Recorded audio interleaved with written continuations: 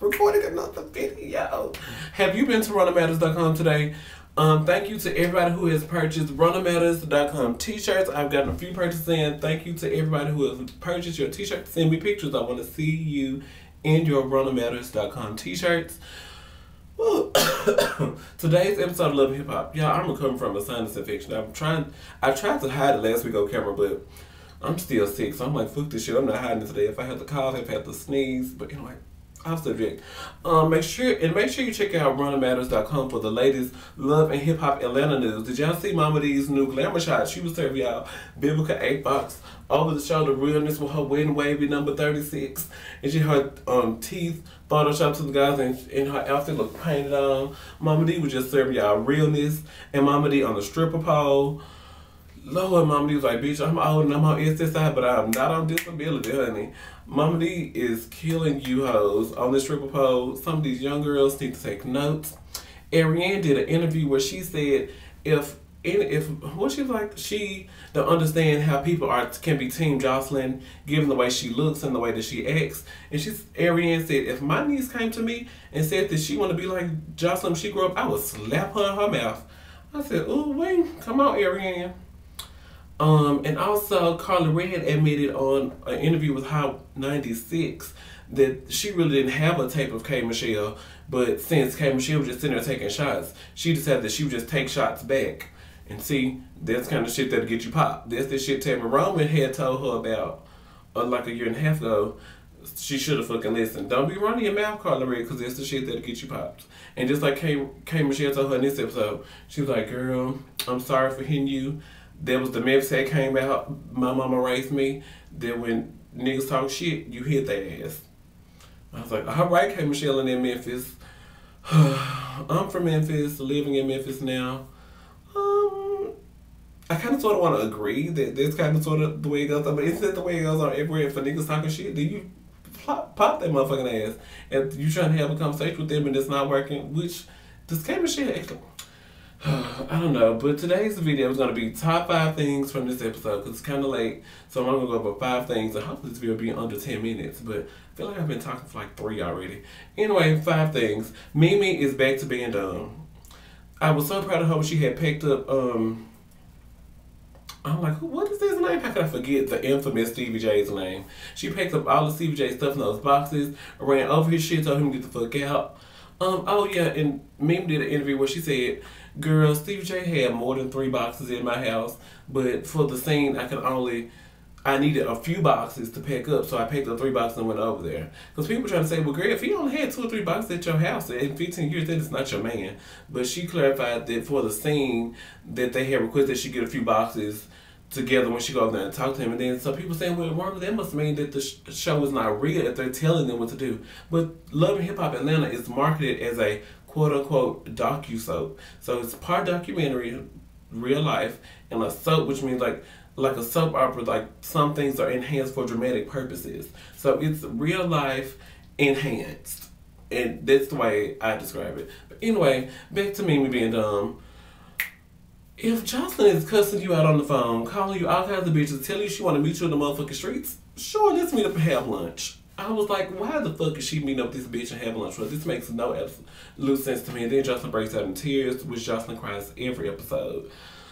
Oh, Joseline. But anyway, and then Mimi had her meeting with Karlie Red, and so Karlie Red acted like she didn't know Joseline was pregnant, and she's like, Karlie Red apologized for everything anyway, and then Mimi was like, I don't accept your apology. I'll leave you and that bitch. Gonna go be friends, and y'all gonna all take over the music industry. First of all, Joseline ain't taking over nothing if people cannot comprehend the words she's fucking saying. I can't connect with her and feel her, and you know, I can't hear what she's saying. And then Karlie Red, JoJo made a song called Too Little Too Late. I think this should be Karlie Red's theme song, because it's too little too late. Like what K. Michelle saying, you're 50 years old, an aspiring singer, and you don't have a Wikipedia page. As you saw in my last video when I looked it up, she doesn't have a Wikipedia page.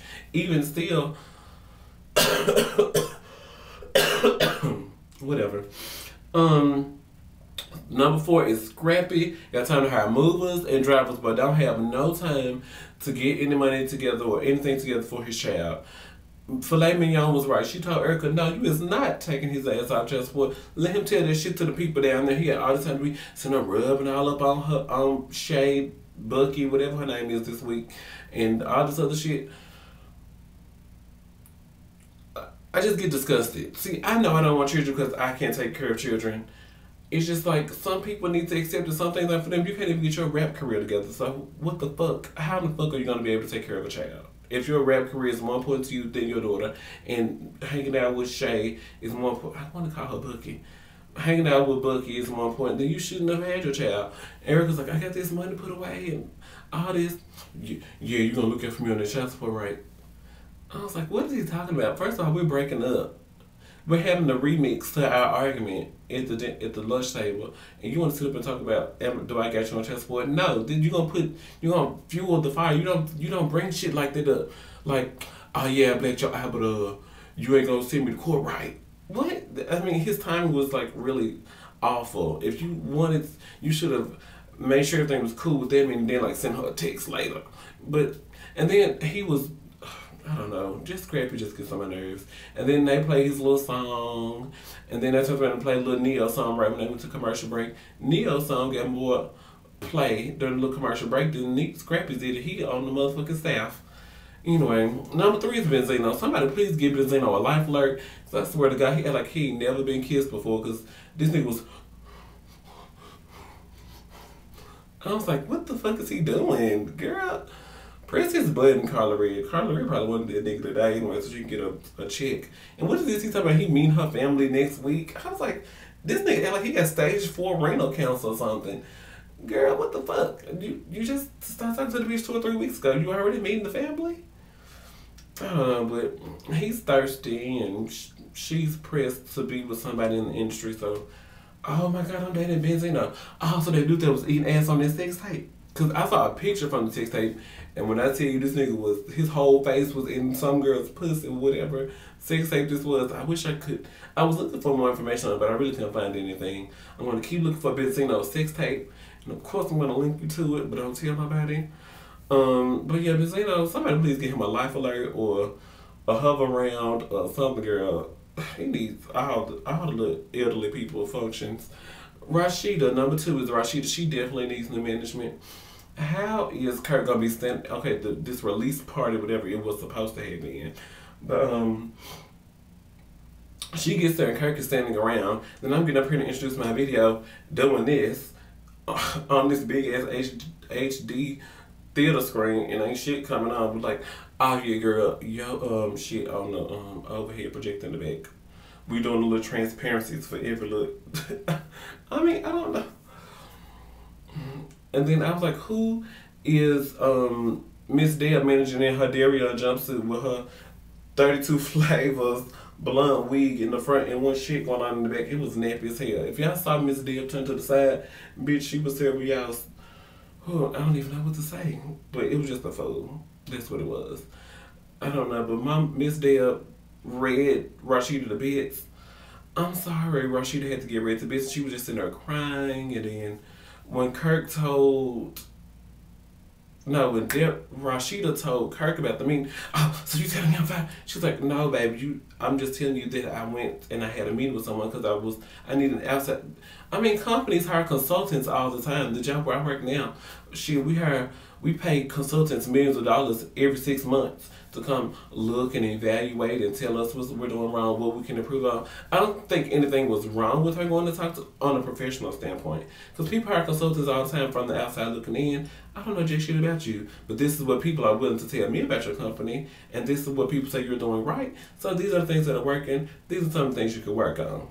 It's an unsolicited opinion of advice about your career, but I don't know if she should sign. She was like, oh, Deb was over Nicki Minaj, but she was with Nicki Minaj for like 3 months, 6 months. She wasn't even managing Nicki for that long. Hell, I think Diddy was managing Nicki for longer than that. But she manages Waka Flocka.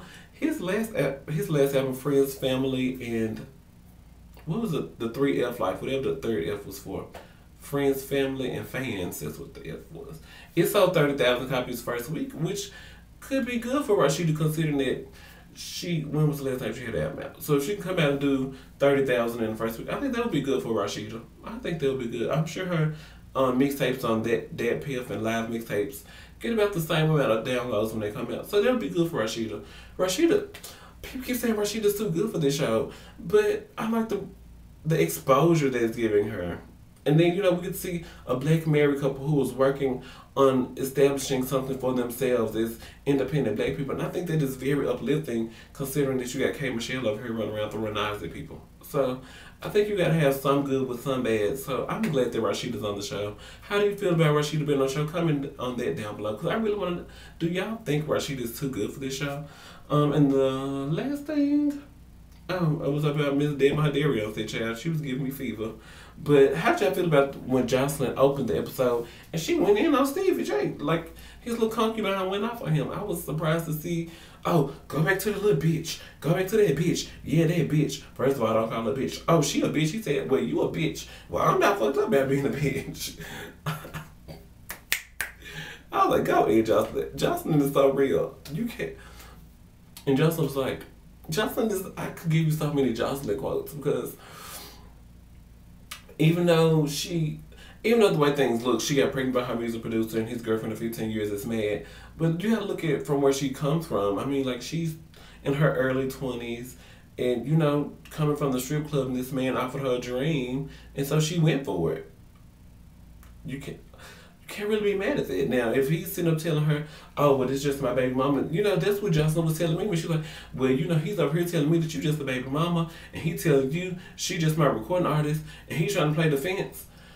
But Mimi's too stupid. Oh, she gets on my nerves. Anyway, tell me how you felt about this week's episode. I love reading guys' comments. I always comment back. Leave me a comment how you felt about this week's episode. Follow me on Twitter at Ronald Matters. Check out ronaldmatters.com and get your ronaldmatters.com t-shirts. I'll put the link to that down below. And what else should I talk about? What else should I say? Whatever I didn't talk about in the video, we can talk about in the comments. Always, always, always. Thank you for watching. Holla.